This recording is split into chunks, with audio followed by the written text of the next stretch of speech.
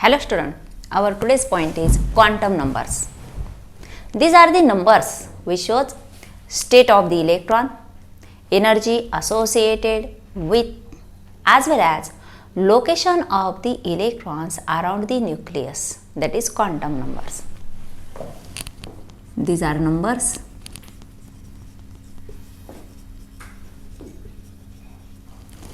which shows or which represents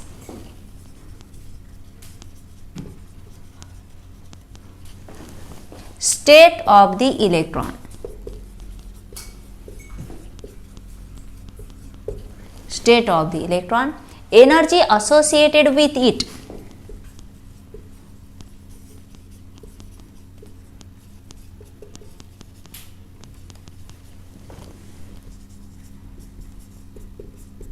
as well as location around the nucleus.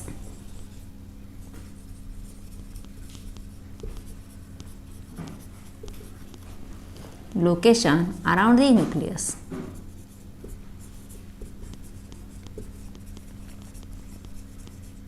Known as quantum numbers. Quantum numbers हे असे numbers का ज्यामुळे आपल्याला electrons जे ॲटम्समध्ये electrons असतात त्या इलेक्ट्रॉन्सचं स्टेट, त्यानंतर एनर्जी आणि त्याच्या लोकेशन बाबत माहिती मिळते. त्याला क्वांटम नंबर्स असं म्हटलं जातं. According to Bohr's model for the atom is like a sphere. At the center there is nucleus, and nucleus contains protons and neutrons.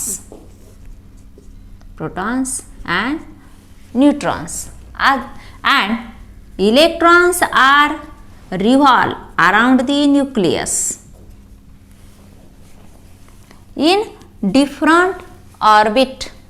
Electrons are revolve around the nucleus in different orbit known as shells. These are shells or orbit. That is two-dimensional circular path around the nucleus, that is the orbit. जसं आपण एखादा circular path असेल, हा सेंट्रलचा nucleus, आणि याच्या भोवती आपण जे सर्कल्स दाखवतो ते सर्कल्स म्हणजे orbit. Then what is about orbitals? Orbit and orbitals are different.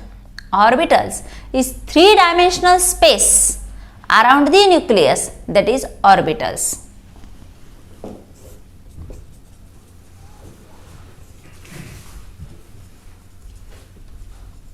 Three-dimensional space around the nucleus known as orbitals. जसं आपण बॉल कन्सिडर करू. एखादा बॉल कसा आहे? स्पिरिकल, आणि बॉल हा हॉलो असतो, परंतु बॉलच्या सेंटरला आपण न्यूक्लियस कन्सिडर करू. बॉल सारखं स्ट्रक्चर आहे, सेंटरला न्यूक्लियस आहे, आणि त्या न्यूक्लियस भोवती जी थ्री डायमेन्शनल स्पेस आहे, म्हणजे सगळ्या भोवती, सगळ्या त्या न्यूक्लियसच्या सगळ्या बाजूची जी अवतीभोवतीची जी जागा आहे ती म्हणजे काय? ऑर्बिटल्स. आता हा जर बॉल असेल तर ह्या बॉलला पुढची बाजू असेल, पाठची बाजू असेल, वर खाली सगळ्या थ्री डायमेन्शनल सगळ्या बाजूनं जागा आहे, आणि मग त्या स्पेसमध्ये इलेक्ट्रॉन हा कुठेही असू शकतो. आता ऑर्बिट म्हणजे काय? तर फक्त सर्क्युलर पाथ. असं आपण जर टू डायमेन्शनलमध्ये असे सर्क्युलर पाथ काढले तर ह्या पाथमधले रिव्हॉल्युशन म्हणजे शेल्स किंवा ऑर्बिटमध्ये असणारं रिव्हॉल्युशन. परंतु ऑर्बिटल्स म्हणजे न्यूक्लियसच्या भोवती हा पुढच्या बाजूनं, पाठच्या बाजूनं कुठेही इलेक्ट्रॉन हा असोसिएट होऊन तो त्या ठराविक ऑर्बिटमध्ये रिव्हॉल्व होत असतं. त्याला ऑर्बिटल्स असं म्हटलं जातं.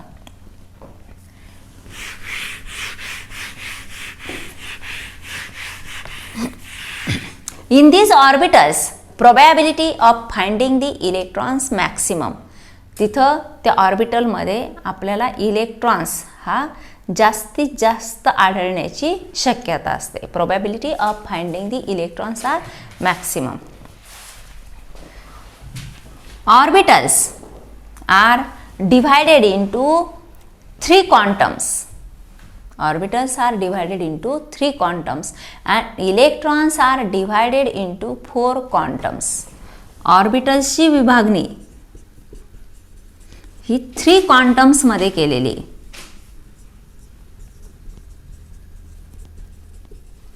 आणि इलेक्ट्रॉन्सची विभागणी electrons 4 quantums.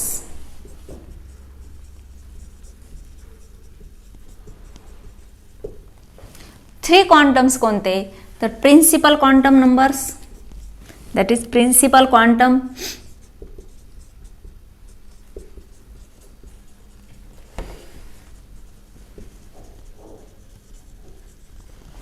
Second azimuthal quantum number,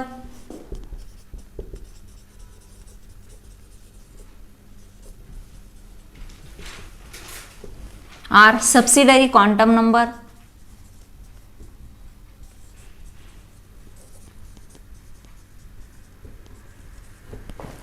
third one magnetic quantum number,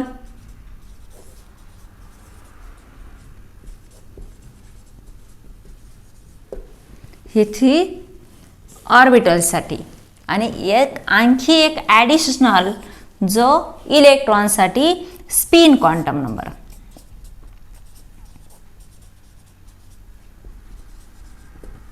principal quantum number is designated by small n and these principal quantum numbers are nothing but orbits,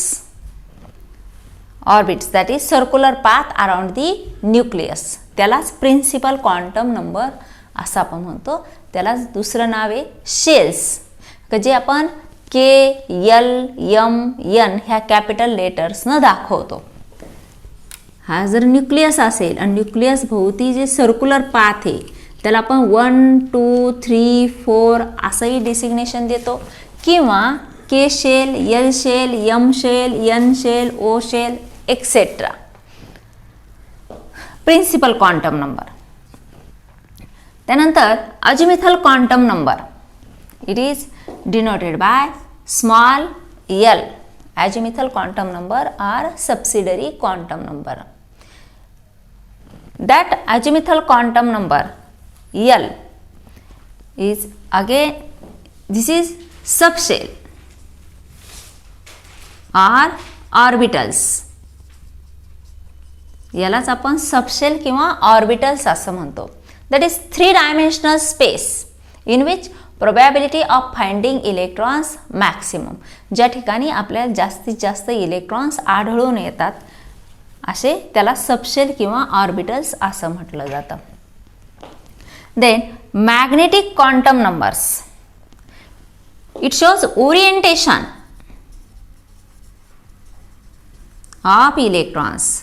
इलेक्ट्रॉन्सचं orientation, दिशा, location हे दाखवण्याचं काम magnetic quantum number करतं. It is designated by small m and spin quantum number is designated by small s. This spin quantum number for electrons means electrons are spin either clockwise direction or anti-clockwise direction. Rotation of electrons either clockwise direction or anti-clockwise direction. जशी पृथ्वी सूर्याभोवती फिरता फिरता स्वतःभोवती फिरते, तसंच electrons हे nucleus भोवती फिरतात आणि स्वतःभोवती सुद्धा फिरतात. त्यांचं फिरणं हे एकतर असं क्लॉकवाईज असतं किंवा अँटी क्लॉकवाईज डायरेक्शन असतं. Principal quantum number, azimuthal quantum number, magnetic quantum number, and for electrons principal, azimuthal, magnetic and as well as spin quantum number.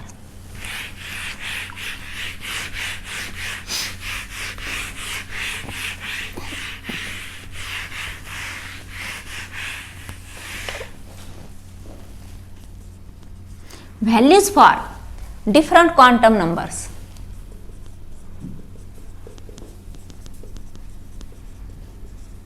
Principal quantum number, azimuthal quantum number, magnetic quantum number,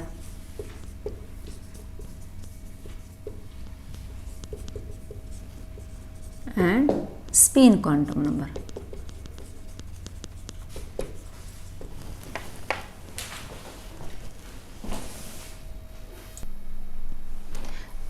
Principal quantum number, small n, azimuthal quantum number represented by small l, magnetic quantum number small m, spin quantum number small s.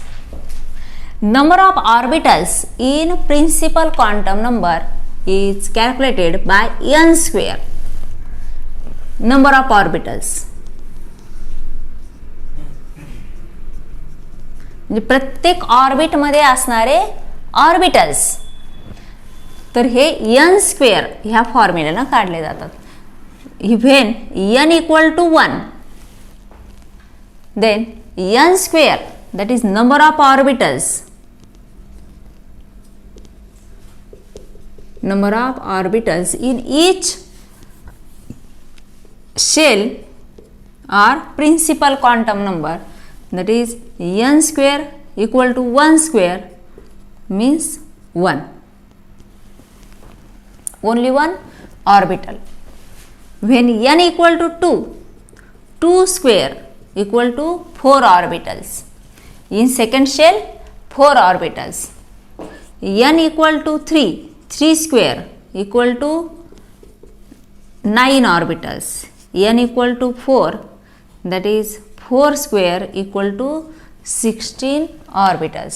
म्हणजे first shell मध्ये 1 orbital, second shell मध्ये 4 orbitals, third shell मध्ये 9 orbitals आणि fourth shell मध्ये 16 orbitals. n equal to 5, 5 square equal to 25 orbitals etcetera. Then l, number of orbitals from value of l is calculated by 2l plus 1 orbitals. Therefore 2 into 1 plus 1,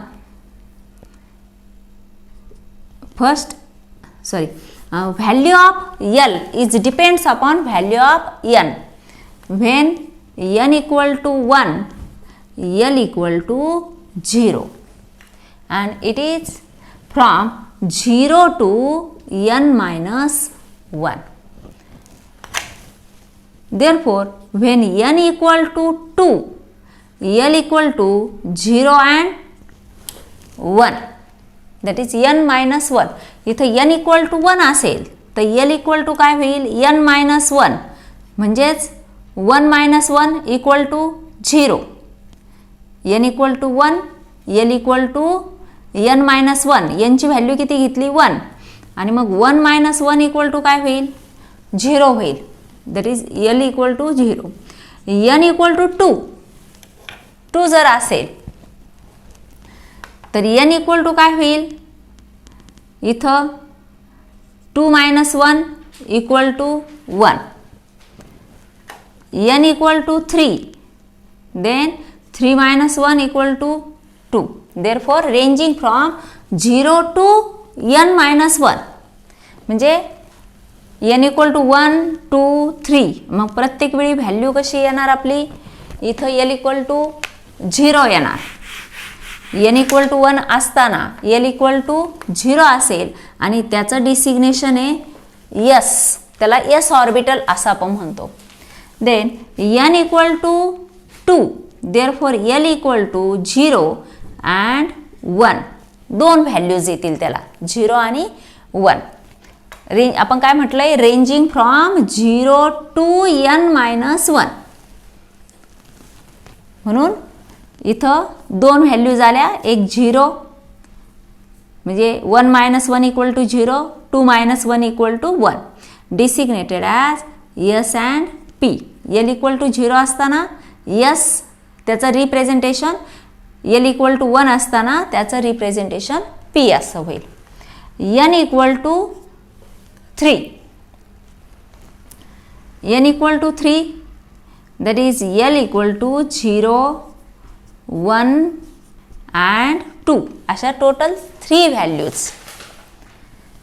0, 1, 2 designated as S, P and D orbitals. Then N equal to 4,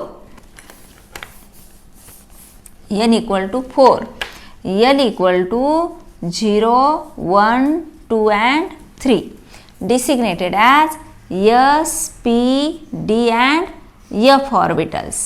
4 टाइप्सचे orbitals S, P, D and F. Then number of orbitals in each shell. इथं काय होईल? L equal to जर 0 घेतला आपण 2 into 0 plus 1 that is 0 plus 1 that is equal to 1. म्हणजे इथं first शेलसाठी फक्त एकच ऑर्बिटल येईल. इथंही आपण कॅल्क्युलेट केलं एन स्क्वेअर म्हणजे प्रिन्सिपल क्वांटम नंबरवरून आपण ऑर्बिटलची संख्या मेजर केली. तर इथं एन स्क्वेअर हा फॉर्म्युला आपण यूज केला. मग इथं एन स्क्वेअर घेतलं तर 1 square equal to 1, 2 square equal to 4, 3 square equal to 9, 4 square equal to 16 हे आपल्याला ऑर्बिटल्स आले. आता इथं आपण प्रत्येक अजिमुथल क्वांटम नंबरमध्ये असणारे ऑर्बिटल्स आपण कॅल्क्युलेट करतोय. आता इथं एल इक्वल टू 0 आहे आणि आपल्याकडे फॉर्म्युला आहे 2L प्लस 1. आता प्रत्येक वेळी आपण एक एक व्हॅल्यू तिथं कॅल्क्युलेट करू टाकून कॅल्क्युलेट करू. 2L plus 1 2 into 0 plus 1 equal to काय होईल 1. म्हणजे एल इक्वल टू 0 असेल तर तिथं एकच ऑर्बिटल असेल ते म्हणजे S orbital. 2 into 1 plus 1 equal to 2 into 1 that is 2, 2 plus 1 equal to 3. इथं 3 ऑर्बिटल्स असतील ज्यावेळेस 1 असेल त्यावेळेस. 2 इंटू 2 प्लस 1 काय होईल 4 प्लस 1 दॅट इज 5 ऑर्बिटल्स. ज्यावेळेस एल इक्वल टू 2 असेल इथं किती असेल 5 orbitals. Then 2 into 3 plus 1 that is 7 orbitals. हे झाले सब ऑर्बिटल्स. आता सब ऑर्बिटल्स आपण इथं ह्या व्हॅल्यूज पुट करू. बघा आता एल इक्वल टू 1 आहे. इथं किती ऑर्बिटल्स येतील हे 0 असल्यानंतर 1 ऑर्बिटल यासाठी 1 ऑर्बिटल. आता यासाठी यस म्हणजे एल इक्वल टू 0 आणि एल इक्वल टू 1 इथं 2 व्हॅल्यूज आहे. एन इक्वल टू 2 असताना l ranging from 0 to n minus 1 म्हणजे व्हॅल्यूज 2 झाल्या त्या म्हणजे 0 आणि 1. मग इथं 0 असताना यस ऑर्बिटल हे एक सब ऑर्बिटल्स आणि n इक्वल टू 1 असताना इथं 3 म्हणजे टोटल मिळून किती झाले तिथं 4. इथं टोटल झालेत 1 म्हणजे ही व्हॅल्यू आणि ही व्हॅल्यू आपली मॅच होते. इथं n square equal to 1 orbital इथं 4 म्हणजे 1 प्लस 3 इक्वल टू 4 ऑर्बिटल्स. इथं काय होईल ही व्हॅल्यू आपल्याला आलेली इथं 1 इथं एल इक्वल टू 1 असताना 3 आणि एल इक्वल टू 2 असताना 5 म्हणजे टोटल किती झाल्या 5 आणि 3 8 आणि 9. म्हणजे ही जी व्हॅल्यू आहे ती आपली इथं मॅच झाली थर्डसाठी n इक्वल टू 3 असताना. जी ऑर्बिटलची संख्या आहे ही इथं ऑर्बिटलची संख्या आली. परंतु त्या ऑर्बिटलचं स्प्लिटिंग कसं झालं 1 s ऑर्बिटलमध्ये 3 p ऑर्बिटल्समध्ये आणि 5 d ऑर्बिटल्समध्ये. तर हे जे ऑर्बिटल्स आहे यालाच डिजनरेट ऑर्बिटल्स असंही म्हटलं जातं किंवा subshells sub orbitals. Sub orbitals हे ऑर्बिटल्स आणि हे सब ऑर्बिटल्स किंवा डिजनरेट ऑर्बिटल्स.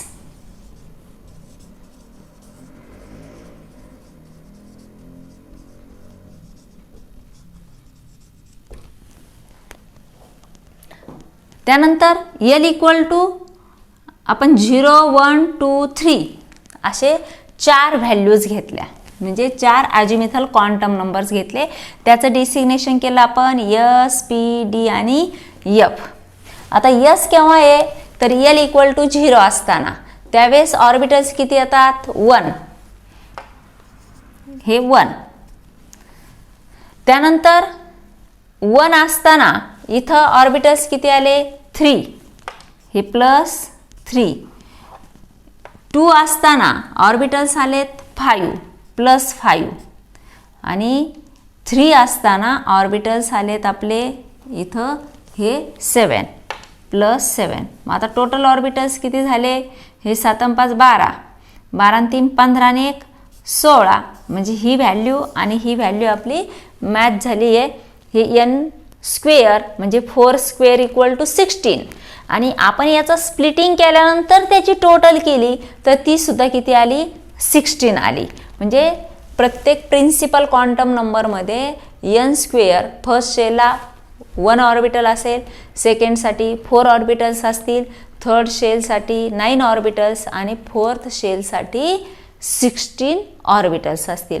आणि त्या ऑर्बिटल्सचं डेसिग्नेशन आपण असं दिलंय का L इक्वल टू 0 असताना S orbital, L equal to 1 असताना त्याला P ऑर्बिटल असं म्हटलंय, L इक्वल टू 2 असताना D ऑर्बिटल आणि L इक्वल टू 3 असताना F orbital.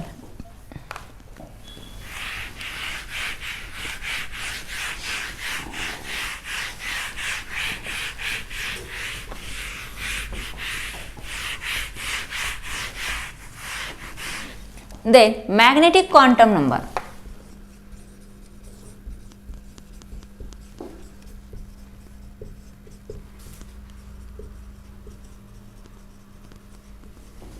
That is small m. It shows orientation of the electrons.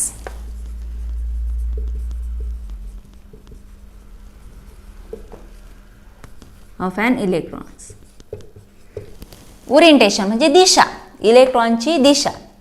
Directional, magnetic quantum numbers are directional in character.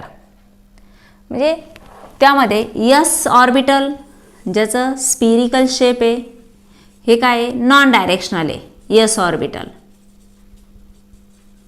S orbital कसं आहे non directional. हे 1s. मग 2s साठी काय असेल अशा प्रकारे, इथे इलेक्ट्रॉन डेन्सिटी जास्त, इथे इलेक्ट्रॉन डेन्सिटी जास्त, आणि मध्ये काय असेल स्पेस असेल, हॉलो स्पेस. हे 1s, हे 1s 2s. अशा प्रकारे जे स्पिरिकल असतं ते S orbital. P orbital, P ऑर्बिटलचा शेप हा dumbbell shape, dumbbell. हा px, px, py आणि हा pz ऑर्बिटल, pz. आणि हे तिन्ही कंबाईन केले तर त्याचं स्ट्रक्चर असं तयार होतं px, py. हा px असेल, हा py असेल आणि pz हा कसा असेल परपेंडिक्युलर असेल. तर तो परपेंडिक्युलर आपण अशा प्रकारे दाखवू. हा px, हा py आणि pz कसा आहे तर परपेंडिक्युलर. हा px, हा py हा डंप बेल आणि pz आपण आरपार इथं जर खोचलं तर खालच्या बाजूला एक लोब, वरच्या बाजूला एक लोब, अशा प्रकारे परपेंडिक्युलर तयार होईल तो pz. आता इथं काय डायरेक्शन आहे, हा x ॲक्सिसनं, हा y ॲक्सिसनं आणि हा z ॲक्सिसनं. म्हणून मॅग्नेटिक क्वांटम नंबर काय दाखवतो तो ओरिएंटेशन, म्हणजे कुठल्या डायरेक्शननं तो इलेक्ट्रॉन आहे. आणि z ऑर्बिटलचा शेप हा त्याला 5 सब ऑर्बिटल्स म्हणजे डिजनरेट ऑर्बिटल्स आहे, sorry D orbitals, D orbital having 5 degenerate orbital.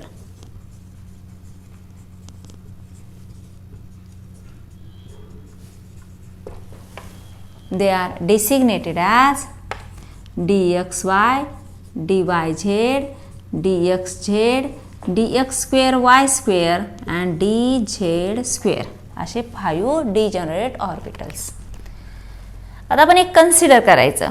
ही x ॲक्सिस हा y ॲक्सिस असेल आणि z ॲक्सिस हा याला परपेंडिक्युलर असेल. वरती एक लोब आणि समजा खाली एक लोब, असे 3 आपण डायरेक्शन दाखवले.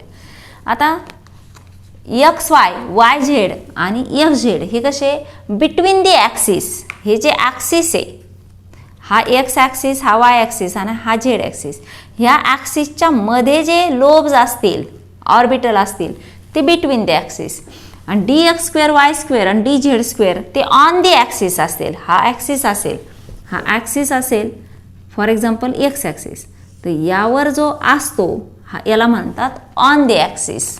आणि बिटवीन दी ॲक्सिस कसं, हे एक्स ॲक्सिस हे वाय ॲक्सिस आणि ह्या दोन्हीच्या मध्ये जे आपण दाखवू, परंतु आता हे आपण बोर्डवरती दाखवलं. हे प्लेन स्ट्रक्चर जर आपण कन्सिडर केलं, प्लेन हे जर असं आडवं केलं तर मग हे काय दिसेल आपल्याला, तर बिटवीन दी ॲक्सिस म्हणजे एक्स आणि वायच्या मध्ये,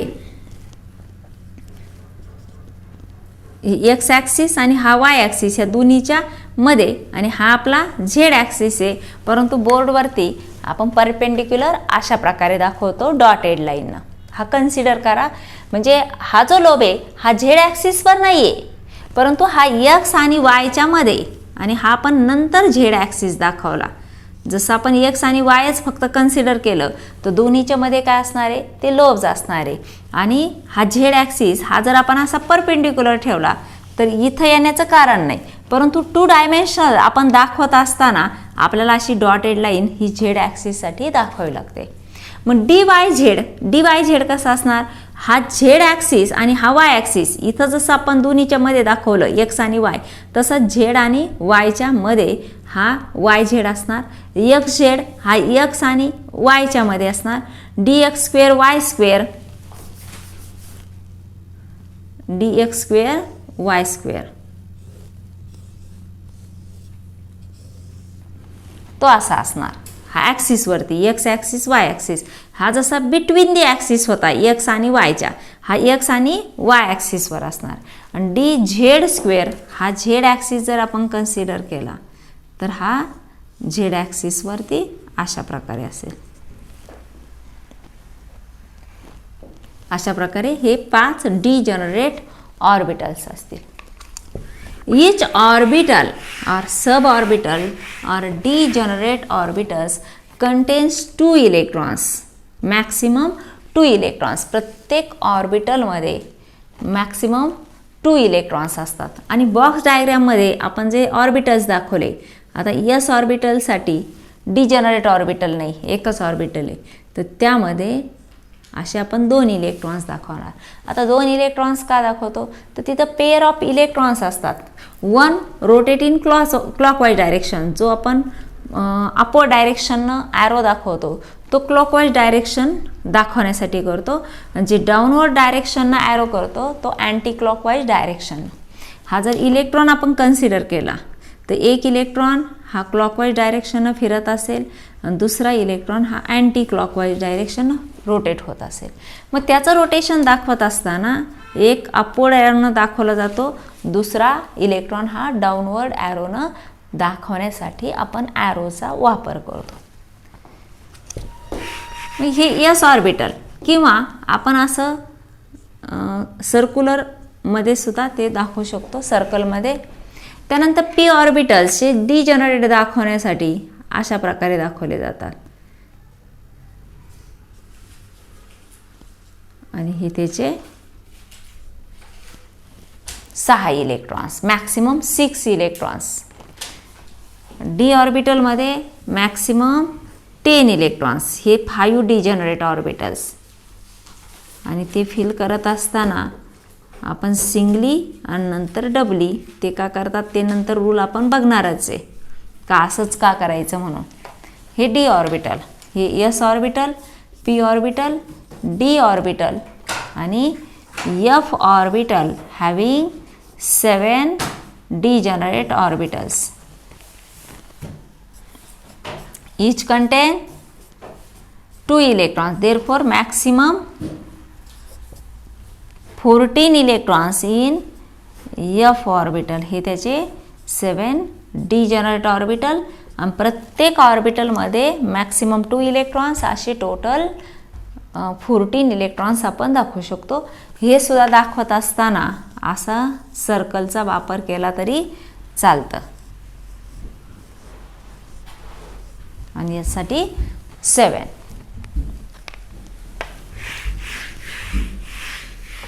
आणि स्पिन क्वांटम नंबर हे फक्त इलेक्ट्रॉनसाठी असतं आणि ऑर्बिटलसाठी 3 quantum numbers, principal quantum number, azimuthal quantum number आणि मॅग्नेटिक क्वांटम नंबर. इलेक्ट्रॉनसाठी इलेक्ट्रॉन्स दाखवण्यासाठी इलेक्ट्रॉन्सचं स्टेट, पोझिशन म्हणजे लोकेशन आणि एनर्जी दाखवण्यासाठी principal quantum number, azimuthal quantum number, magnetic quantum number आणि स्पिन क्वांटम नंबर, ज्यामध्ये स्पिनिंग म्हणजे त्याचं फिरणं हे आपल्याला दाखवता येतं.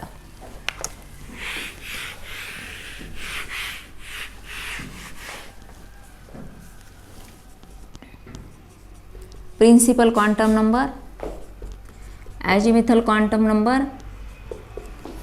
Magnetic quantum number and spin quantum number. When n equal to 1, l equal to 0, the values of m ranging from minus l 0 to plus l. ह्या m equal to l equal to 0 असताना m च्या values ह्या minus l 0 two plus l. मग l equal to 0 असताना m equal to काय होईल? 0च होईल. कारण मायनस 0 0 आणि प्लस 0 म्हणजेच काय 0. आणि त्यासाठी l equal to 0 असताना हे काय असेल s ऑर्बिटल आणि इथं मॅक्सिमम 2 इलेक्ट्रॉन्स असतील. Maximum 2 electrons, that is 2n square, number of electrons in each orbitals is calculated by 2n square. 2 into 1 square equal to 2. n equal to 2, therefore l equal to 0 and l equal to 1.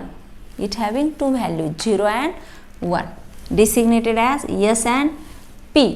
Therefore m equal to 0. इथं l equal to 0 असताना m equal to 0 आणि l equal to 1 असताना m equal to minus 1 0 plus 1, that is minus l 0 and plus 1. आता ह्या 3 values झाल्या. मग 3 values असताना p इथं किती असतील? Maximum m equal to 0, s साठी 2 इलेक्ट्रॉन्स आणि इथं l equal to 1 म्हणजे टोटल किती 6 electrons.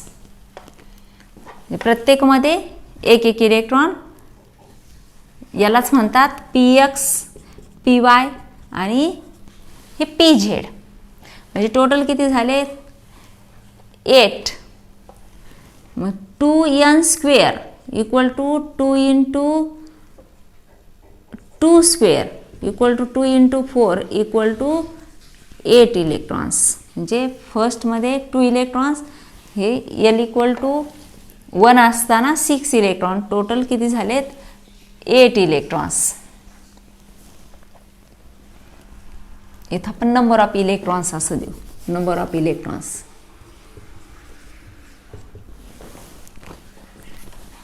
n equal to 3, l equal to 0, 1 and 2 designated as s, p and f.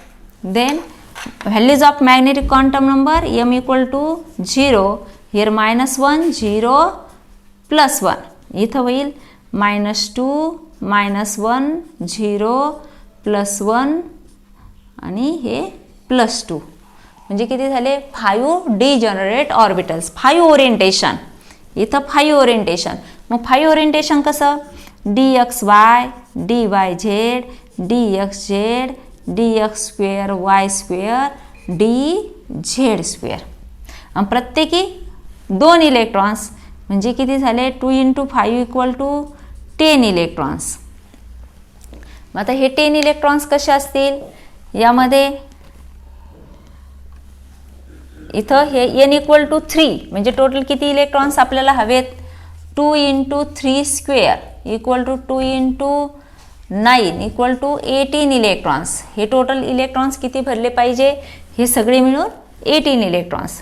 तर S साठी 2 इलेक्ट्रॉन्स, P साठी 6 इलेक्ट्रॉन्स आणि D साठी टोटल 10 इलेक्ट्रॉन्स म्हणजे 10 6 16 2 18. परंतु ह्या 18 इलेक्ट्रॉनचं स्प्लिटिंग कसं झालं, S ऑर्बिटलसाठी 2 झालेत, P ऑर्बिटलसाठी pxy pyz px py pz म्हणजे प्रत्येकी 2 म्हणजे 3 × 2 6 इलेक्ट्रॉन्स. इथं प्रत्येकी 2 टोटल 5 डिजेनरेट ऑर्बिटल 5 × 2 टोटल 10 आणि ह्या सगळ्यांची बेरीज केली तर 18 येते. आणि 2n² नुसार इलेक्ट्रॉन्स आपण त्या प्रिन्सिपल क्वांटम नंबर म्हणजे शेलमध्ये मेजर केले तर 2 × 3 स्क्वेअर 2 × 9 = 18 इलेक्ट्रॉन्स येते अशा प्रकारे. आणि इथं जर आपण 4 घेतलं n = 4 तर इथे l = काय येणार 0 1 2 आणि 3. आता हे बाकी सेम येणार, फक्त l = 3 साठी काय होईल -3 -2 -1 0 1 +1 +2 आणि +3.